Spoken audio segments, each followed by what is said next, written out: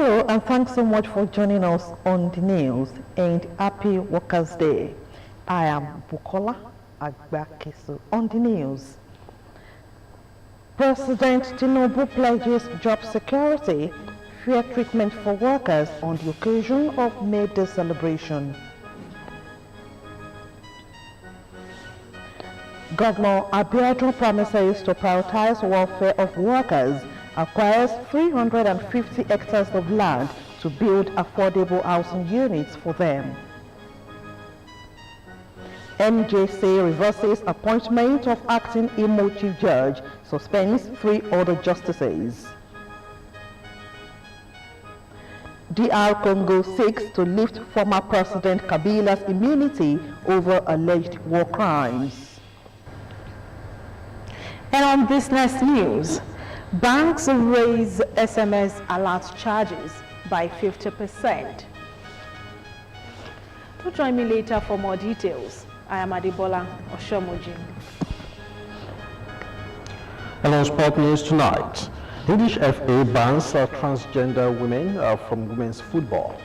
This and more much later on the news. I am Moses Ojewumi. Stay with us. Work is not man's punishment, it is his reward and strength and his pleasure. You can watch us live on Facebook at Ogtv and Ogun State Television, YouTube at Ogtv Abeokuta, and on Ogtv website www.ogtv.com.ng/live for the latest news and reports. Check us on these platforms: X at Ogun TV, Instagram at Ogun State Television, or download Ogtv app on Apple Store and Google Play Store.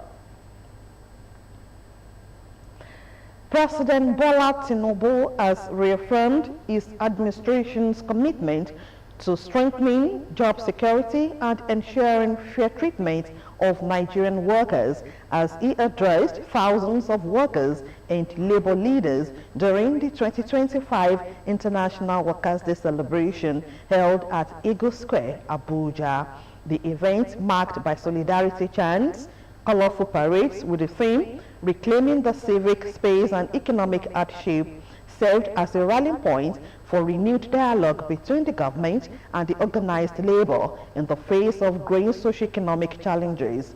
Delivering a passionate speech, President Tinubu, who was represented by the Minister of Labor and Employment, Alhaji Mohammed Maigari Dingyadi, lauded Nigerian workers as the backbone of the society and emphasized that his administration would continue to strengthen labor protections, improve job security, and ensure fair treatment for all workers in line with international best practices.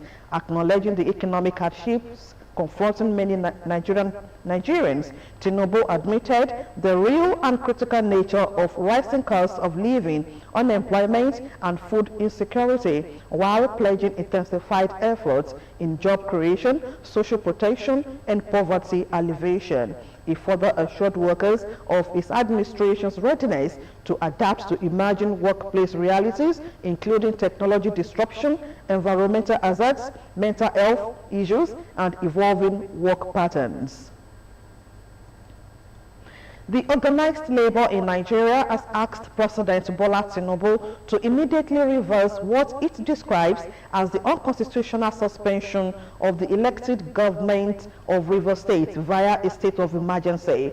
This is part of the demands put forward by both the President of the Nigeria Labour Congress and the Trade Union Congress, Comrades Joe Ajaero and Festus Osefo, during the May Day celebration held at Eagle Square, Abuja.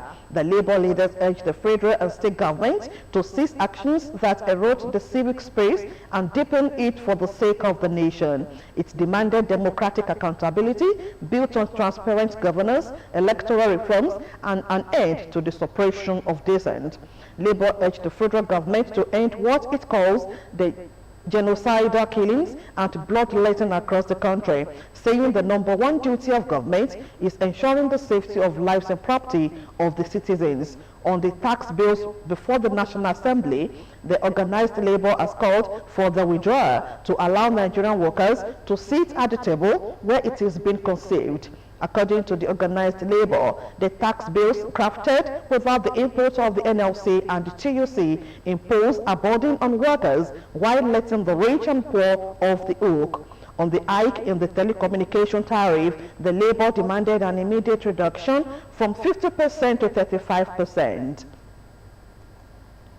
Here in Ogun State, the state government has promised to continue prioritizing the welfare of its workforce as it has acquired 350 hectares of land to build affordable housing units for them. Governor Dakbo Abiodun, who made this known while addressing a crowd of state workers at the June 12 Cultural Center, Abeokuta, said the estate christened Prince Dakbo Abiodun Bureaucratic Estate at Ijemo Onishala would give them the opportunity to own a house under a mortgage scheme, adding that his government has also cleared all backlog of National Housing Scheme remittances to allow workers have access to mortgage loans. Governor's Office correspondent Yusuf Gani reports.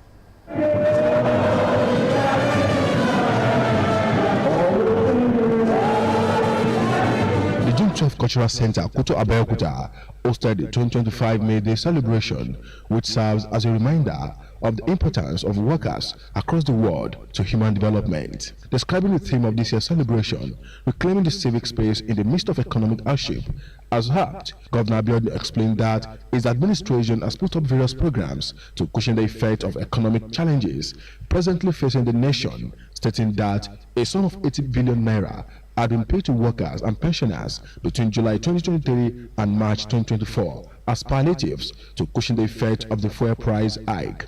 With your steadfast cooperation, this administration has cleared pension backlogs. We now pay pensions alongside salaries, with no pensioner owed. Gratuity payments from 2012 to 2017 have been settled. And a total of 179.7 billion naira has been disbursed for pensions and gratuity to both state and local government retirees. While expressing his commitment of his administration's resolve to fulfill all promises and improving the welfare of workers, Abiodun urged the workers to scale up their responsibility through effective service delivery in achieving his agenda of building the future of the state together. We fully recognize that the well-being of the state people is intrinsically tied to the productivity of our workforce. The family that these workers are expected to continually give their best in their respective duties and chosen fields. They must be consistently encouraged and supported by their employer. The state chairman of Nigeria Labour Congress, Comrade Hamid Benko, and his trade union Congress counterpart, Comrade Hakim Lasisi, amongst others, appreciated the state government for consistently supporting the workforce and for ensuring industrial harmony in the states. The union leaders also advocated further sustainable measures such as regular review of wages in tandem with inflationary trends, provision of affordable housing scheme for workers, facilitation of low-interest loan schemes for civil servants, and granting tax holidays to workers, among others. We appeal, however, for the institutionalization of comprehensive workplace safety audit, the extension of the state insurance scheme to pensioners, and consistent training of occupational health standards of civil servants across all ministry, departments, and agencies. We also appreciate the release of 5.3 billion naira on September 16, 2024, which brings the total payment to 9.3 billion to offset part of the outstanding gratuity in the year 2024.